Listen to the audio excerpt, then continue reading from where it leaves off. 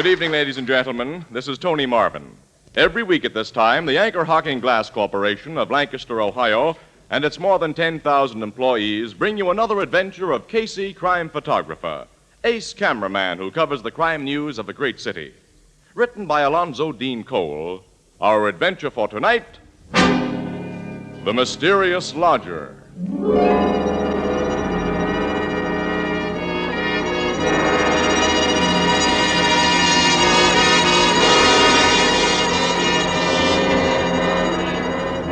Morning, about 10 o'clock. In a private office at police headquarters, a telephone rings. A big man in civilian clothes reaches for its receiver and... Homicide Bureau, Captain Logan speaking. Is this the place to report a murder? It is, lady. I think I got one for you. Who's this speaking? I'm Maggie Myers. To be really proper, I'm Mrs. John Rodney Myers.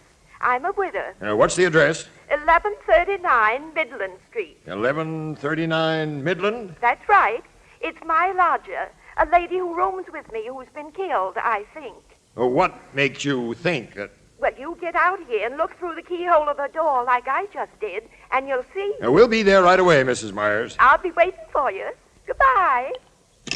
Sergeant Flanagan. Yes, Captain? Tell the tech squad and a doc to follow us to 1139 Midland Street. You go with me. Yes, sir. What happened at 1139 Midland Street, huh? Casey. Good Hi, morning, pal. Captain. What are you two doing here? Well, don't we usually drop in to inquire what's happening in the murder department? And it seems we picked just the right time today. Okay, Miss Williams. You and that lug with the camera follow my car. Come on.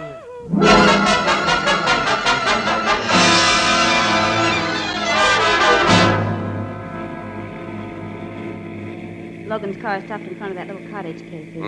I'll park right behind him. Hey, this is a crummy neighborhood, Annie. Yeah. We're not going to get any front page stuff here. Look. Little old woman just came out of that door. Are you Mrs. Myers? That's me, Maggie Myers. Mrs. John Rodney Myers. Well, I'm Captain Logan, and this is Sergeant Flanagan. How to do? Pleased to meet you. And come in. Remember, we're in this party, too, Logan. Who's this fellow with the picture box? Just a press photographer, Mrs. Myers. Pay no attention to him. Oh, you're here to take pictures of me with your brownie, young man? My brown... Definitely, Mrs. Myers, yeah? Oh, come in, young man, and make yourself to home. You and your lady friend both. Oh, and be sure and wipe your feet on the mat. Thank you. Now, where's this lodger of yours whom you think In the is- front bedroom, just off my parlor here. There. The door's locked. It's the only room I rent out. The only room I got to rent, matter of fact. Sergeant, take a squint through this keyhole. See if you see what I've seen. There's only 4 rooms in this place. Parlor, kitchen, and front and back bedrooms. There's a dame lying on the floor in there, Captain, and I'd say she'd been stabbed. I used to have a nice big house when my husband was alive. 6 rooms and bath. But We'll that- break in the door. Hey, who'll pay for that door? We can't think of that now, lady. Together, Flanagan. Yep. One push is all a door like that needs. Hey, this dame on the floor is stone cold. She's been dead for hours. Look at this knife in her back, Captain. Pushed into the hilt. Hold it, everybody. Got Casey, it, thanks. Thank you. You know you can't take pictures until I say so. Now, all of you keep out of this room. I don't want you stepping on possible evidence. Why, Captain, none of us have come inside that room. You know we know better than that. When I'm watching you. Poor Miss Patrick. Poor Miss Patrick. Hey, is that the dead woman's name, Mrs. Myers? Yes, Alice Patrick. At least that's what she told me. Such a nice, quiet woman she was, and she paid her rent so regular. I'll want to hear all you know about her very soon. She's a big gal, about 45. Only a husky guy could have driven that knife so deeply into her back. That was done with one clean stroke, Sarge. Yeah, it took muscle to do that, Captain. Got any idea who was in this room with your lodger last night, Mrs. Myers? No, I haven't, young man. Miss Patrick come home alone about 8 o'clock last night and said good evening, and then she went into her room, and I heard her lock the door. When did you find that she'd been killed? Well, when it got near 10 o'clock this morning and her door was still shut, I begun to get a little worried. Why? 'Cause I did, that's why. Go on, please. Well, finally I called to her, and she didn't answer. Then I did what any woman would do and look through the keyhole. After that, I run out the corner store where there's a phone and called you. This door wasn't only locked on the inside with a key, Logan. It was fastened with a bolt. I told you not to come in here, Casey. I'm only poking my head around the door frame, The Logan. killer never left this room by the door, Captain. That's pretty obvious, Miss Williams. He used that window. Oh, he couldn't have done that, Captain. That window's locked. Mrs. Myers, it's open 2 inches from the bottom. I say it's locked. I know my own house. Try it. Okay. Say, it is locked in this position. Locked from the inside by them spring bolts in the frame. Miss Patrick always left it like that at night. Open enough to get fresh air, but not open enough so even a cat could get in. Somebody stabbed Miss Patrick in a room they couldn't get out of. But how? It's very simple. Oh, it is, huh? Mm-hmm. Can I come into the room, pal? I'll watch my step. No, come on. Oh, thanks. Now, look. This is an old-fashioned type of window without counterweights. To raise or lower the sash, you pull out 2 spring catches on the side. Yeah? Well, the round spring bolts in the sash snap into holes in the casing and lock when they hit those holes, which can be prevented. Probably to delay discovery of the body, the killer wanted to leave the window as he found it, open about 2 inches. So he ran a pair of thin strips or something, maybe cardboard, between the sash and the casement. Climbed outside, lowered the window, pulled out his strips, and let the spring locks shoot into place. It could have been done that way easy, Captain. I can see that myself now. Casey, you just ruined a nice mystery. But who could have been strong enough to drive that dagger into Miss Patrick's back? Step back into your parlor, Mrs. Myers. I want you to tell me all you know about Miss Patrick. Yes, sir. Sergeant, that sounds like the tech squad outside. Oh, listen to all the claxons. Yeah. Let him in and have him give that room the works. Yes, sir. Now, Mrs. Myers, how long have you known Miss Patrick? Only 2 months, sir, since she rented my room. She was a very mysterious woman. Mysterious. Mysterious, Captain. Mysterious.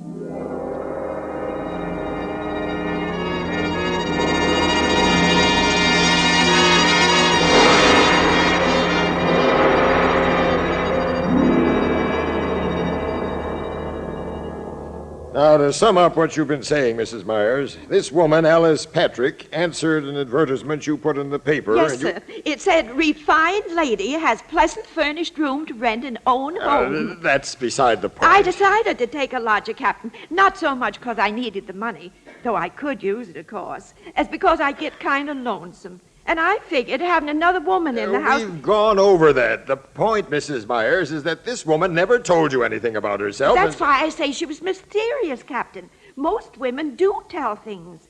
Women like to talk. I see that. And another thing, she never went out of the house without leaving her suitcase locked. How did you discover that? How do you suppose I discovered it? Sergeant Flanagan. Sergeant. Yes, sir. Bring that suitcase here if the tech men are finished with it. Okay, Captain. I was just coming out for you. The doctor'd like to have you in there for a minute. All right. Excuse me, Mrs. Myers. I'll be right back, Casey. Say, Mrs. Myers, whose picture is this on the wall? This beautiful woman. Believe it or not, Mr. Casey, that was me 50 years ago. You know, I figured it was. Honest? Yeah. Now I'm all wrinkled and shrunk up. Oh, no, indeed. Your face still has the nice lines of the girls in this picture. Oh, you're just kidding.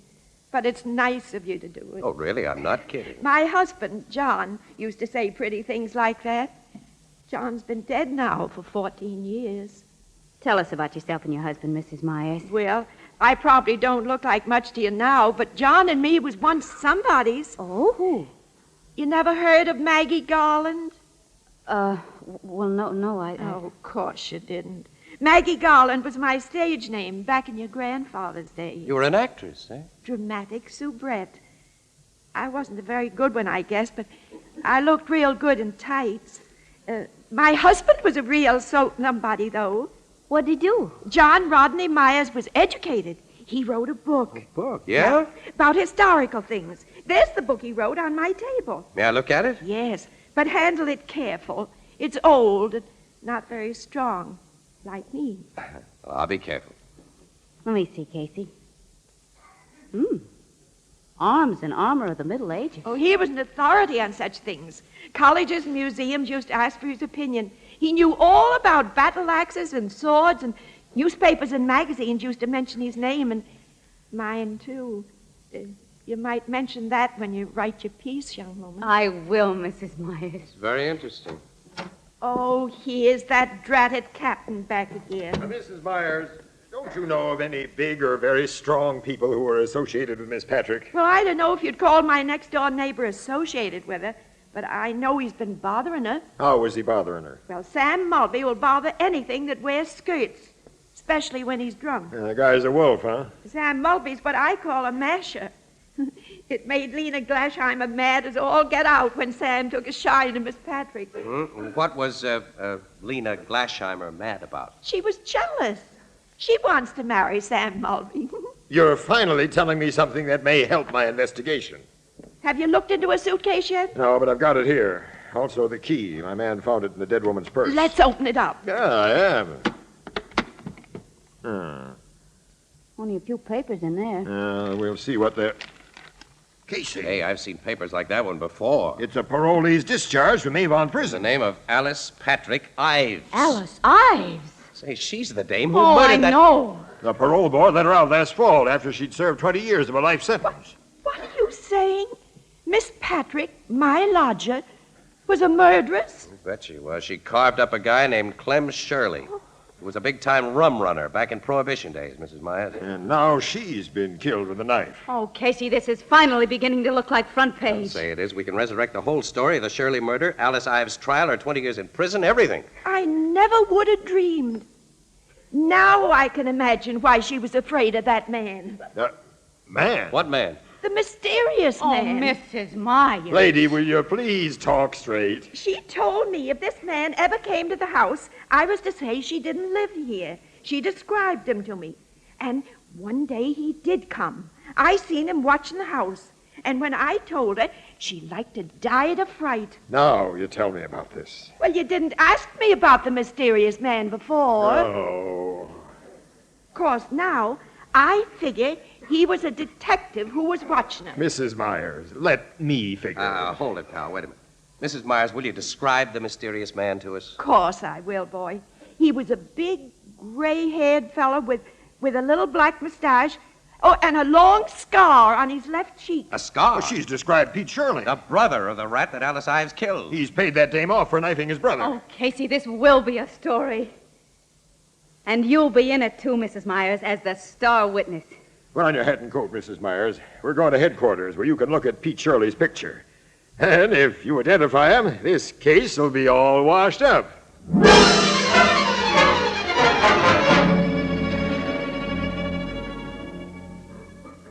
That's a picture of the man I saw, Captain. The man Miss Patrick was afraid of. Sergeant Flanagan, get out a pickup order on Scarface Pete Shirley. Have him brought in here and quick. Yes, sir.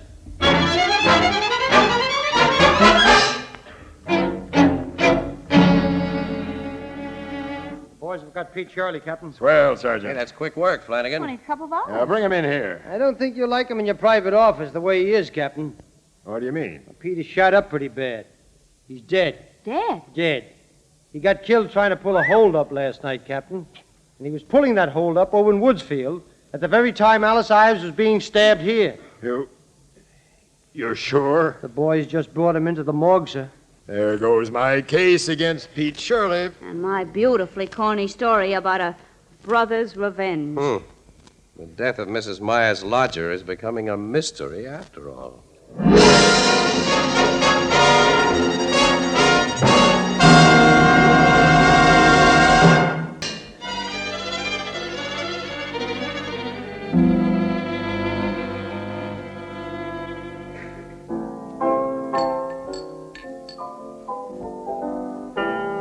No, mister, we already got one of those drinking pelicans back at the bar now, and I don't want any more. I'm sorry, try me again sometime. I always hate to turn them salesmen down, Casey. But as my sister Edna says, quote, them as buys everything from everybody, pretty soon ain't able to buy nothing from nobody. Unquote. Yeah. Besides, my neck gets tired watching the darn thing. Now, what was we talking about before that guy come in?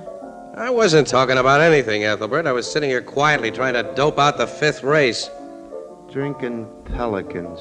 What, in the fifth? Oh, what are you Oh, talking now about? I remembered that old Mrs. Myers, the star witness in that Alice Patrick Ives murder. She's quite a character, according to the stories you've been writing, Miss Williams. She is quite a character, Ethelbert. The poor little thing, she's been terribly lonely. All this excitement, her picture in the paper, cops around the place, neighbors dropping in to hear her talk. You know it's given her a new lease on life. You know, she's a cute old gal. You talk your ear off, she gets the chance, but you can't help but like her. Yeah, sounds like my sister. You know, Casey, she talks all the time.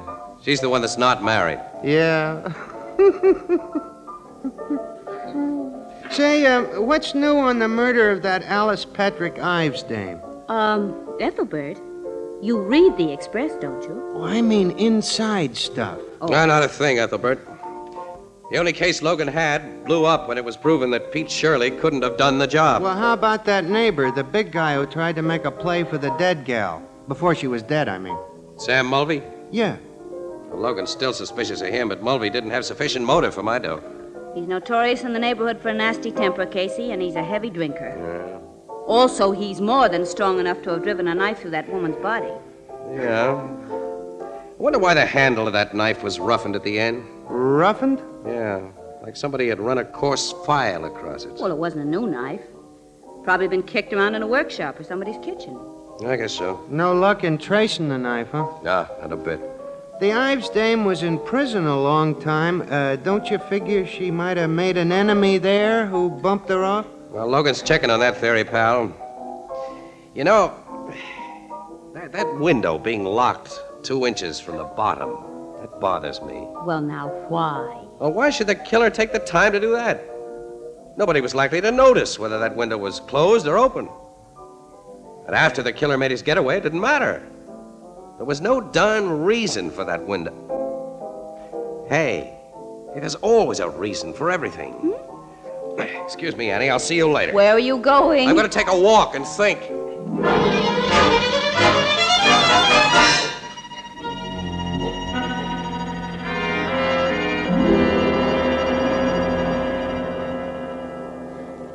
Come in, Mr. Casey. I'm delighted to see you. Thanks, Mrs. Myers. And be sure and wipe your feet on the mat. Yes, I remember.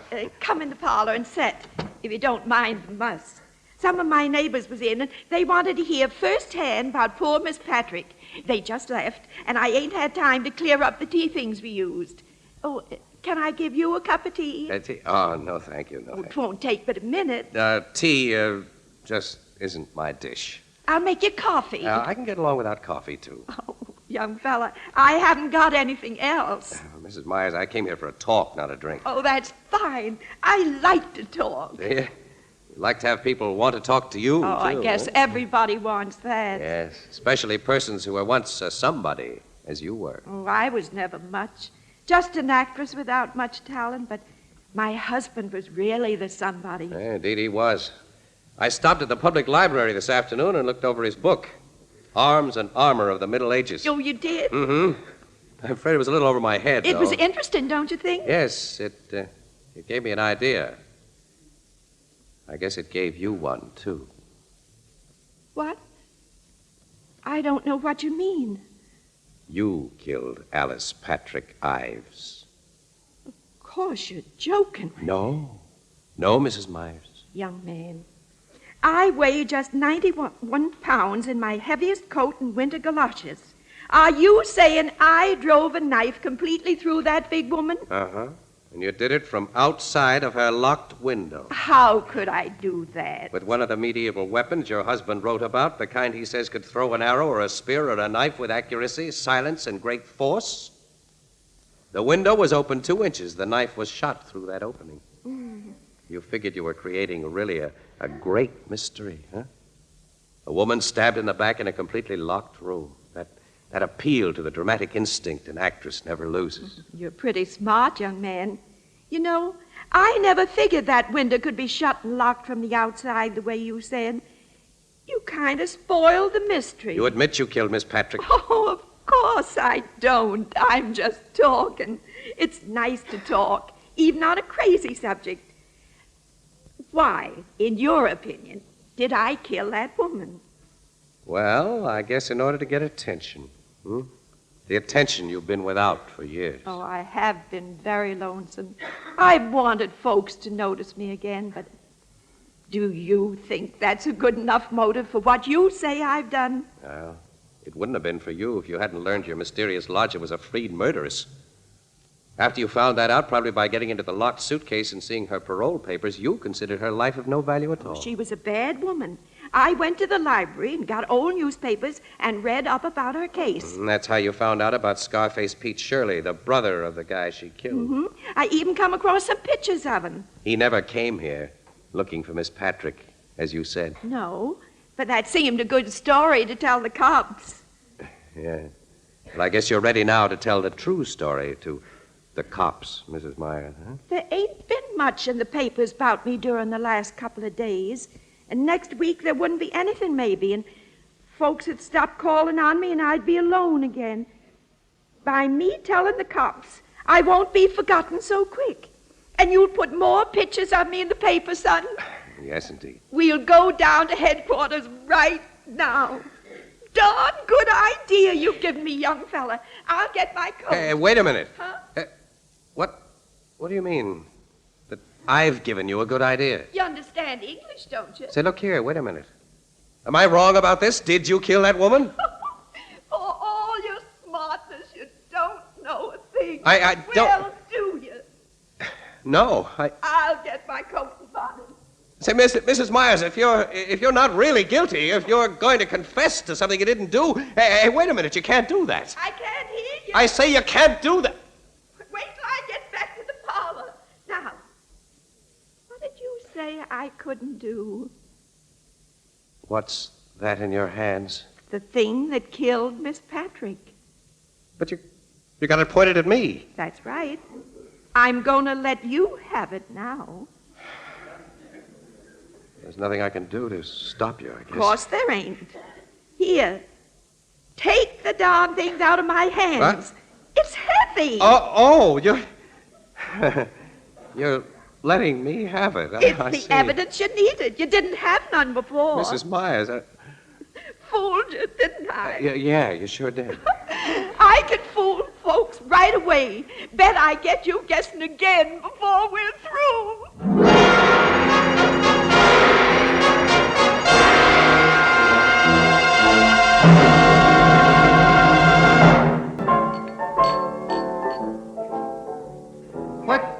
What was the gadget Mrs. Myers had that shoots knives, Casey? It was an old crossbow, Ethelbert. Crossbow? That's right.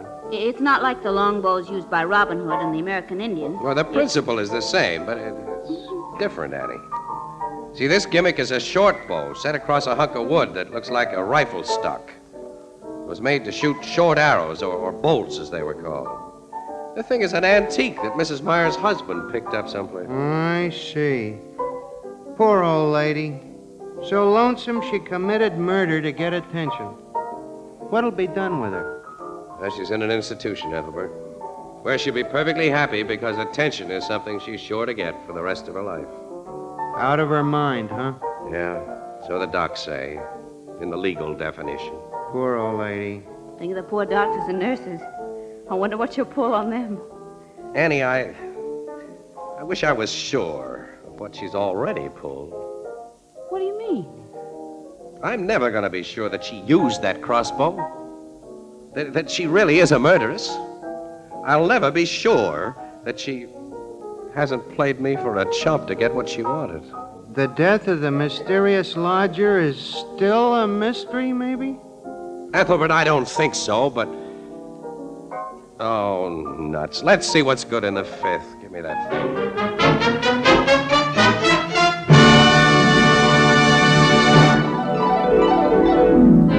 Crime Photographer, starring Stotts Cotsworth as Casey, is brought to you each Thursday by the Anchor Hocking Glass Corporation.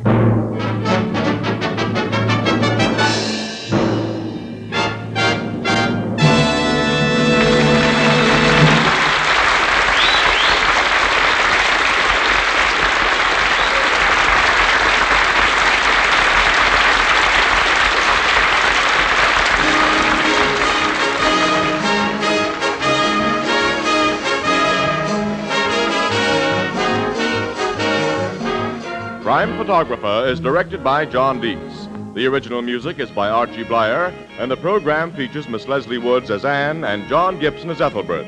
The part of Maggie Myers was played by Miss Eva Condon.